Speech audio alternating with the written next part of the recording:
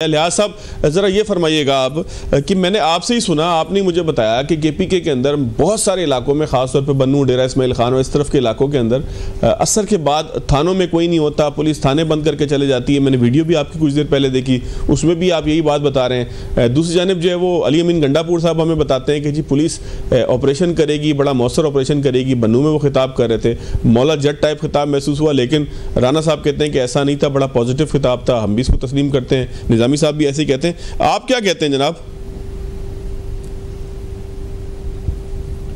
खैबर पख्तूनख्वा की जुनूबी अजला नहीं बल्कि इस वक्त कैपिटल सिटी पेशावर में, जहां पर इस वक्त हम बैठे हुए हैं, पेशावर की जो मुजाफाती पुलिस स्टेशन होते हैं वहां पर मगरिब के बाद पुलिस स्टेशन को ताले लगा दिए जाते हैं। यही सिचुएशन खैबर पख्तूनख्वा की जो तकरीबन 9 से लेकर 10 तक जुनूबी अजला है, वहां पर भी इस वक्त यही सिचुएशन बनी हुई है। गुज़िश्ता रोज जो एपेक्स कमेटी में था, वहां पर बुनियादी तौर पर लोगों का एक मुतालबा था कि मिलिट्री घरों में दाखिल होती है तो उनको मुश्किलात का सामना करना पड़ा होता है, इसलिए पुलिस आए जो कम अज कम इलाकाई रसूम रिवाज का ख्याल रखती है। इसी वजह से पुलिस के मुताबिक है कि एक तो इसकी कैपेसिटी बढ़ा दी जाए और दूसरा सिर्फ वही ऑपरेशन करेगी। ये सवाल बन्नू के हद तक नहीं है, ये सवाल खैबर पख्तूनख्वा की बेशतर अजला तक है। अब अगर हम देखें कारकर्दगी, तो वो लोग जो शाम के बाद खुद अपनी पुलिस स्टेशन को ताले लगा लेती है या वहां पर आपको अंदर जाने के लिए भी शदीद मुश्किलात का सामना होता है, वो लोग खैबर पख्तूनख्वा की जनूबी अजला में लोगों की तहफ़्फ़ुज़ को यकीनी बनाएंगे। ये बड़ा मुश्किल है इस वक्त। एक लॉन्ग टर्म का, शॉर्ट टर्म में तो मुमकिन नहीं है, लेकिन लॉन्ग टर्म में अगर पुलिस की इस्तेदाद बढ़ा दी जाए, उन्हें वो आलात दी जाए, जिस तरह आपको पता है गुज़िश्ता रोज़ बैरिस्टर साहब जो खैबर पख्तूनख्वा हुकूमत के तर्जुमान है, उन्होंने क्लियरली एक बात कही है और वो ये थी कि खैबर पख्तूनख्वा की पुलिस क्या जब दहशतगर्दों के असलहे के साथ मुवाजना करते हैं तो वो उनके पास आला नवीयत का असला है, यानी उनके पास नाइट विजन गॉगल्स हैं, उनके पास जो थर्मल गन्स है वो हमारे गन से काफी बेहतर है, लेकिन फिर भी हम उसका मुकाबला कर रहे हैं। तो ये उस वक्त एक सिचुएशन बनी है। अब रही अली अमीन गंडापुर की, तो अली अमीन गंडापुर से बुनियादी तौर पर 19 जुलाई को ये वाकया पेश आया था, आज वो बन्नू गए हैं। आपको अंदाजा होगा 7 दिन बाद वो अपने ही इलाके में जा रहे हैं। अब उनकी मजबूरी थी क्योंकि खुद की अपनी ही सियासी जमात ग्राउंड पर यही चीज चाह रही थी कि ये नुकात मंजूर किए जाए। अब अली अमीन गंडापुर साहब और उनकी खैबर पख्तूनख्वा हुकूमत ने तो जान छुड़ाने की हर मुमकिन कोशिश की, लेकिन उनकी लिए मजबूरी थी। एपेक्स कमेटी का इजलास बुलाया गया और आज वो बन्नू चले गए। एक लफ्ज उन्होंने बड़ा क्लियरली कहा कि हमारे इजाजत के बगैर कोई भी मिलिट्री या इस तरह का कोई ऑपरेशन नहीं होगा, जिसका वाज़ेह इशारा बुनियादी तौर पर अज़्म इस्तेहकाम ऑपरेशन की जानिब था। जी फवाद साहब। लेकिन लिहाज अली साहब, जब क्लियर कर दिया गया है, प्रेशर आया ISPR की तरफ से जिसमें वाज़ेह कर दिया गया कि ये कोई वैसा ऑपरेशन नहीं है जैसा हमने ज़रब-ए-अज़्ब देखा या दीगर देखे, ये तो बड़ा टारगेटेड किस्म का ऑपरेशन होगा, तो उसके बाद अब भी क्या खैबर पख्तूनख्वा के अंदर कोई इबाहम मौजूद है, कुछ शक्कू शुबहात हैं इस हवाले से? बहुत साहब अगर हम देख लेते हैं तो खैबर पख्तूनख्वा में तकरीबन ये 22 ऑपरेशन है जो अगर अज़्म इस्तेहकाम के नाम से किया जा रहा है या शुरू किया जाएगा। इससे पहले जो मिलिट्री ऑपरेशन की जाएंगे, हर मिलिट्री ऑपरेशन के बाद हमें कहा गया था और लोगों को यकीन दिलाया गया था कि दहशतगर्दी खत्म हो चुकी है, अब दहशतगर्दों की कमर तोड़ दी गई है।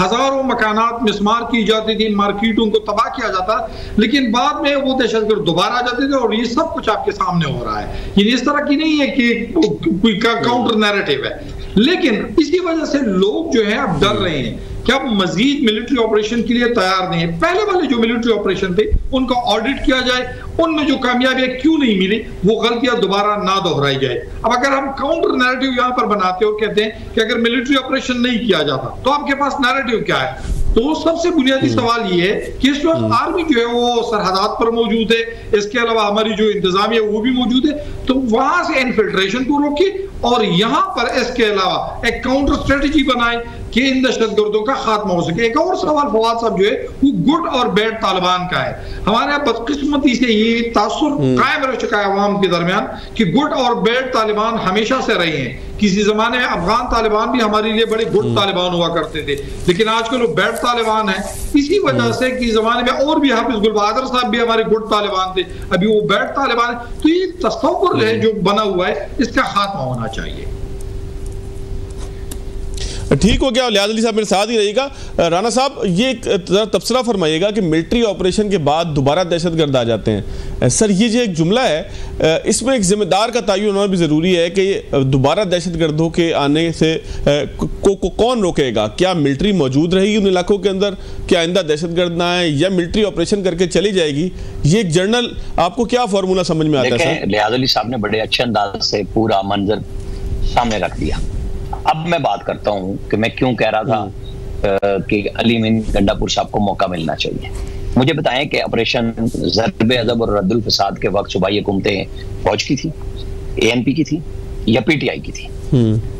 तो वो शामिल थे ना दोनों ऑपरेशंस में। जनरल राहिल शरीफ का ऑपरेशन हो या जनरल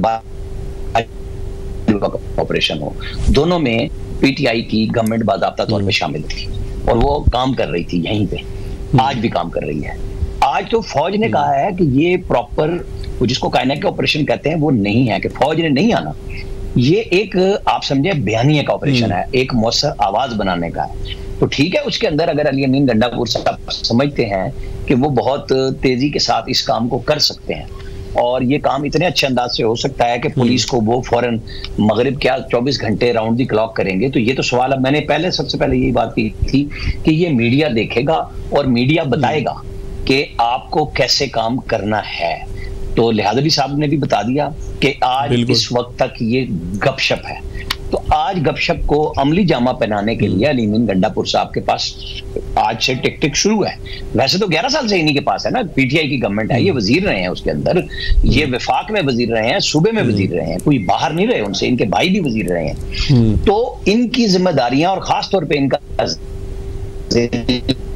चूंकि वहां पे मौजूद है, वो फंसता भी है, उस हो रहा है सारा काम, साउथ वहीं से शुरू होता है। तो ये अब इनकी जिम्मेदारी है, जब इन्होंने ले ली है कि मैं किसी को नहीं आने दूंगा, दबंग नारे को जिंदाबाद कहना चाहिए कि करके दिखाएं। फिर अपने जिलों में, अपनी पुलिस के थानों में मगरिब और इशा के वक्त जाएं, इंस्पेक्शंस करें। ये सेम हाउस में मत बैठें। ये 7वें दिन क्यों पहुंचे, ये पहले दिन बन्नू क्यों नहीं खड़े थे?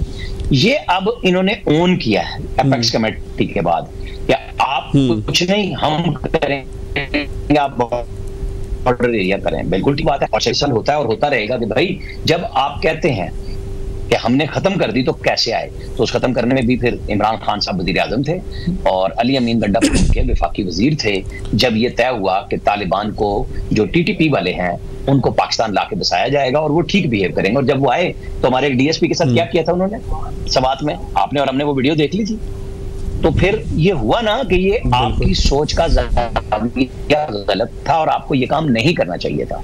तो बचत इसी में है कि आइंदा से ही, अब हम इस पे नहीं बहस कर सकते कि आपने पहले क्या किया, आप आगे चल के ठीक कर दें, जो आपने दावा किया है उसकी हद तक कंप्लीट करें, लोग आपके साथ खड़े रहें, कोई ऐसा इशू नहीं है। लोगों ने तो आपकी कारकर्दगी ना होने के बावजूद आपको वोट दिए हैं, तो ठीक है, फिर करके दिखा देना, उनकी जानो माल सब बचाए ना। लिहाज भी जरा इसको कंक्लूड कीजिएगा। घड़ी की टिक टिक शुरू हो गई है, वक्त शुरू हो गया है, गंडापुर साहब को अब डिलीवर करना है, उन्होंने जो जिम्मेदारी ली है पूरी करनी है। तबसरा इस पे आप क्या करेंगे? खबर तो आपने दी कि जी सूरत-ए-हाल इतनी आसान नहीं है कि आप ये कहें कि ये लॉन्ग टर्म के बजाय शॉर्ट टर्म में हो जाएगा, लेकिन हकीकत में क्या वो इस चैलेंज में कामयाब हो पाएंगे जो उन्होंने खुद लिया? और अब इस दफा हम देख रहे हैं वर्कर्स जो है वो सियासी जमातों की राय बना रहे हैं। पाकिस्तान तहरीक इंसाफ ने, जो सूबाई हुकूमत है, उन्होंने अपनी जान छुड़ाने की हर मुमकिन कोशिश की। ये फौज जो आर्मी है और वफाकी हुकूमत और लोगों के दरमियान रहे, लेकिन उनकी ये मजबूरी थी कि वो सूबाई हुकूमत के मसनद पर बैठे हुए थे। इसीलिए आज वो 7वें रोज अली अमीन गंडापुर साहब वहां पर चले गए और उन्होंने तकरीर की। 6ठे दिन उनके सूबाई हुकूमत के तर्जुमान ने बनू की इशू पर लबकुशाई की।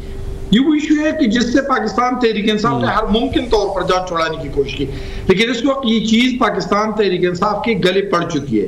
पहला जो सबसे इंपॉर्टेंट नुकता है वो ये है कि इस वक्त पाकिस्तान तहरीक इंसाफ जो है वो मिलिट्री के खिलाफ बोलती है, लेकिन इस वक्त उसे मिलिट्री के साथ मिलकर काम करना होगा। दूसरा जो अहम नुकता है वो ये कि उन्हें पुलिस की इस्तेदाद कार को बढ़ाना होगी, अगर शॉर्ट टर्म में नहीं तो लॉन्ग टर्म में कम से कम उसे करना होगा। एक और चीज जो अभी तक PTI की पॉलिसी TTP के मुतालिक कोई वाज़ेह नहीं थी, एक एम्बिगुअस पॉलिसी थी जिसमें वो कभी उनकी दफ्तर की बात करती थी, कभी उनसे मुज़ाकरात की बात करती थी, खुलकर वो नहीं आती थी। अब पाकिस्तान तहरीक इंसाफ TTP के मुकाबले में खुलकर उसे आना होगा। अगर उन्हें ये मिलिट्री ऑपरेशन जो पुलिस करेगी तो उन्हें ओन करना होगा। इसी वजह से पाकिस्तान तहरीक इंसाफ जिस चीज से अपने आप को छुड़ाने की कोशिश कर रही थी उसमें वो आ गई है और उसे लाया गया है। अब पाकिस्तान तहरीक इंसाफ का हर वर्कर यकीनी तौर पर जब आर्मी के खिलाफ बोलेगा तो उसके खिलाफ भी ये लोग बोलेंगे कि आप तो एक जगह पर उनके साथ लड़ रहे हो, आगे जाके आप उनके खिलाफ भी लड़ रहे हो। तो ये नैरेटिव जो है वो डुअल नैरेटिव, ये उसको अब चेंज करना होगा। ये पाकिस्तान तहरीक इंसाफ के लिए होगा।